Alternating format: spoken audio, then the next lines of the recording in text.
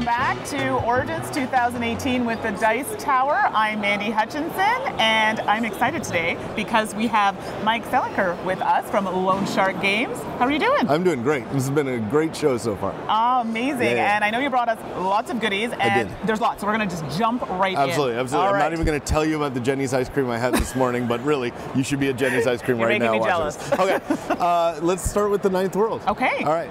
So this is our new game. It's a game set a billion years in the future. Okay. And we're going to unbox it for the first time. This is fantastic. Yeah, we've never done an unboxing visit. We just got these in. Okay. All right, so here's the best part. See, it's nice stand-up box. Okay. There we go. Actually, we'll do this. We can get a little look at the cover. Excellent. Yeah, beautiful.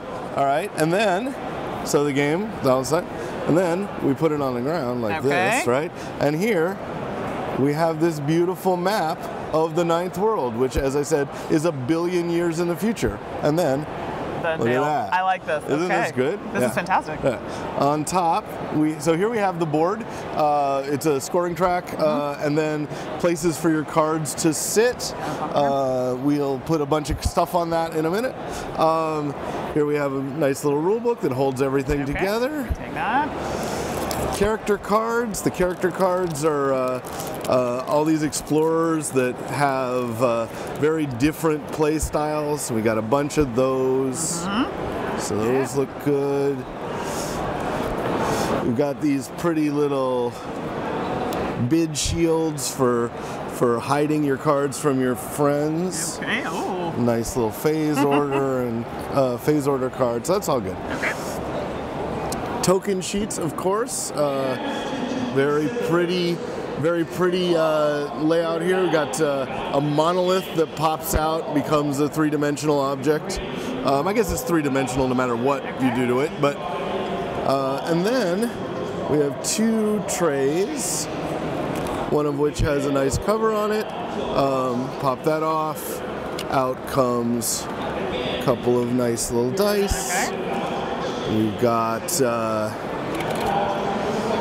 got these are the skill cards and some other smaller cards that we'll show off in a second. Okay. Pop those open if you like. All right, perfect.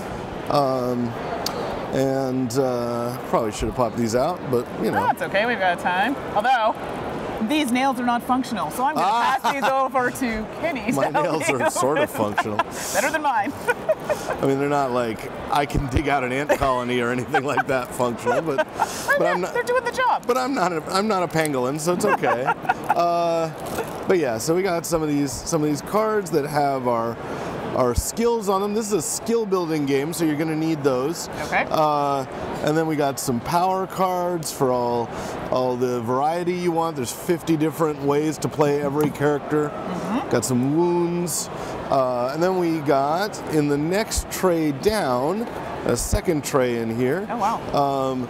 In the next tray down, we have three kinds of cards. We have the location cards, the region cards.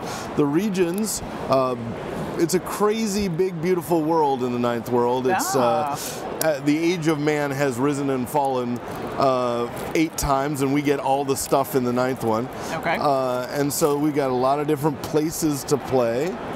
And then finally, we have some things that we can run into along the way. Now my nails are definitely non-functional. You've got Kenny to help us out. I know. I said we'd get through this. I was sure we'd make it on time. You're doing fine. Right. So here we have cards from the Wilderness region. All sorts of pretty cards there. Lots of great art in this game. One of I think the prettier ones we've ever done. And then finally, we have. I can do it. We have the town cards that go with that, and they're cool too. So that is all the stuff inside the Ninth World. Wow, and I love the fact that it all fits in here. Yeah, it's really one of the best boxes we've ever made. So anyway, now that you've seen it all, do you have any questions? I do. Can you tell me a little bit more about it? So how it's played, what is the focus? So I wanted to do a game, so my friends Paul Peterson, Bo Radakovich, and I wanted to do a game that was set in an environment that was just completely crazy, right? Like anything could happen, and we really only had one obvious choice for that, which was the Ninth World, the Numenera universe by Monty Cook Games, which we really loved, and we went to them. That Monty lives like 20 minutes from my house, and so we said, can we do this? And they were like, absolutely, it's amazing. So so we did it. Basically, you're explorers, you're going around trying to find all the cool ciphers, that things that people have left around. There's quests to go on, there's creatures to fight. It's the first time we've ever been able to pull off something that we've been trying to do for a while. This game plays cooperatively and competitively and solo. Perfect. You answered the next question. Absolutely. You can play it either against each other in sort of a light, there's no player versus player fighting or anything like that, but sort of a light exploration game, or you can play as a team, but then the game tries to kill you. Oh, those are always fun. And so you got that going for you. So yeah, it's super fun. We really like playing it. It plays in about 30 minutes for if you want to play a short game, about an hour if you want to play a longer one. Okay, and is it something that's going to be built upon, or this is just one time it's coming out, or is it something you... No, so I mentioned we have all these regions. They made a big, beautiful world for us to play in. So if people really like this, then we want to make expansions that take you into the ocean, into space, teleport across the world, all that stuff. You just have to get them going. Exactly, but this is a really good start.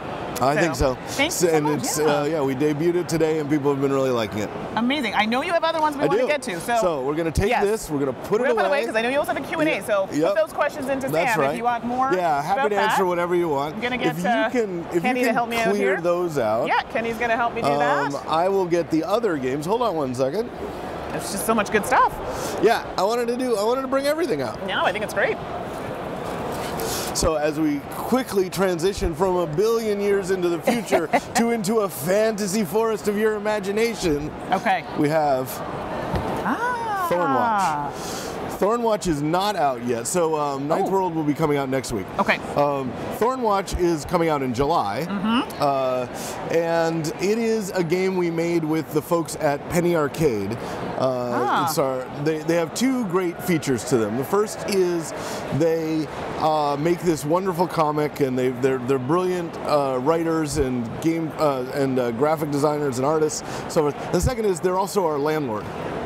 We were in the same building with them, right? That's great. And we were like, hey, hanging out one day, and Mike Krahulik said, you know, I got a game I'm sort of playing with, and I was like, let me see it. And he was like, no, I'm terrified of you. I was like, no, let me see it. And we went and we played it, and we're like, no, we got to make this together. It's beautiful. Okay, I'm excited. So, heavy game, too. I can see that. And this is expansion Dark of the Wood, which is also coming out at the same time. Okay, so this is the expansion. Yes. So you want to start with this one? Yeah. Okay, perfect. So, first off, we can't do a fantasy universe without lots and lots of monsters and crazy creatures and giant tokens and all that. I love the colors. Yeah.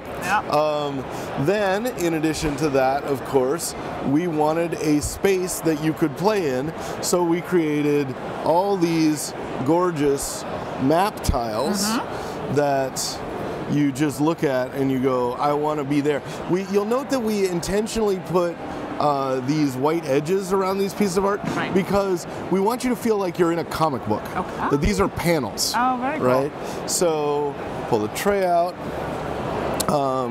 We have also some differently shaped objects that you can run into. Okay. All right, so that's the world. Okay, this is the world. Yep. We also have lots of characters that you can play. Okay. So I'm going to get those out. I'm going to do so poorly. Oh, you're doing fine. Can I help with anything? Yes, you can take these. All right. So you can see all the different. all the different characters. You know, we have a male identifying and female identifying. That was also a question on my list. Version of everything, plus some different roles for the judge to play. The judge I'll explain in a second. Okay. The judge is, and then each player though will have various Here, can I help you? powers. And so we have, let's look at these two larger decks first. Okay. The larger decks tend to have all the character stuff in it. You know, there's a little thing on here I could have pulled to open this deck a lot better. That was useful for me. Not really paying much attention to my own game. So here we have the Blades deck, and it's got all sorts of cool cards in it. And we have they all have beautiful artwork on them. Right, yeah. Because when you get the best artists in the world, they make something gorgeous. Absolutely. So that works out. So we got those cards. Sorry, I'm reaching across. No, that's okay. What unboxing videos are about. Exactly. We also have some cards special for the judge. Here are all the wound cards. There's monster cards in there I'll pull out. Did you talk about this one yet, or? That's also some character stuff, but I believe at the bottom of that, if you pull like the last few cards, yeah. Here we have all our monster cards, like the Swamp Choir, all the natives of the environment, the villager, right. So forth. Okay. So we got all those. That's cool. So that's one set of things. Oh, in addition to that, we can't have just one size of card. Of course not. We also have to have smaller cards. Yes. Where we have terrain cards that go on various places on the map. And then in addition, we have trait cards, which add a little bit of a role-playing element to the game. In this game, we want you to get into your character, so we bribe you to roleplay. Okay. What we do is we give you bonus dice if you play your character the way your traits suggest. Right. And so you're not penalized though if you go off script, you do whatever you want. But, okay. But if you do what your traits suggest, then that's good. All right. What else we got? Oh, we have the rulebook, of course. Right. We'll get to that. Okay. It's a very pretty rulebook. But one of the most important things is, like I said, we have these great comic book artists, right? So why not have them do incredibly gorgeous pieces of comic book art for us, right? And make them into these great stories to tell. Oh, neat. And on the back, you'll see. So you'll see the comic book. You'll see sort of a choose your own adventure path branching storytelling thing, right. And then maps of how to arrange the various parts. All right, so that's all of those. Those are called storyboards. Okay. And then finally, there's some dice. Of course, we couldn't stop by just making normal dice. Kind of special. So of course we made dice with teardrops and swirly symbols on them, because that's the kind of people we are. So that's the base set. Okay. If you grab the Dark of the Wood, as I mentioned, this is just coming out as well. It's the same stuff. I don't think we need to pull these apart, but it's the same. I'm gonna do this. Give you some room. Excellent. Okay. So it's the same stuff, but again, we wanted to change things up a bit. So we made the scary characters, the corrupted characters. So they've been affected by a malevolent force called the Ebb, and they're kind of broken as people, but whatever. They still have to do the good guy stuff. Okay. More judges for you to play. You play the Thorne Watch. The Thorne Watch are the ghostly spirits of the forest that are summoned to save all the villagers. Again, more cool monsters, more cool pawns. And as I mentioned, we can't get by without another rulebook. And of course, the best part, more great stories to tell. I love that there's the stories. For me, that's it's big all. in these It's like our business is all about letting people tell the stories they want to tell.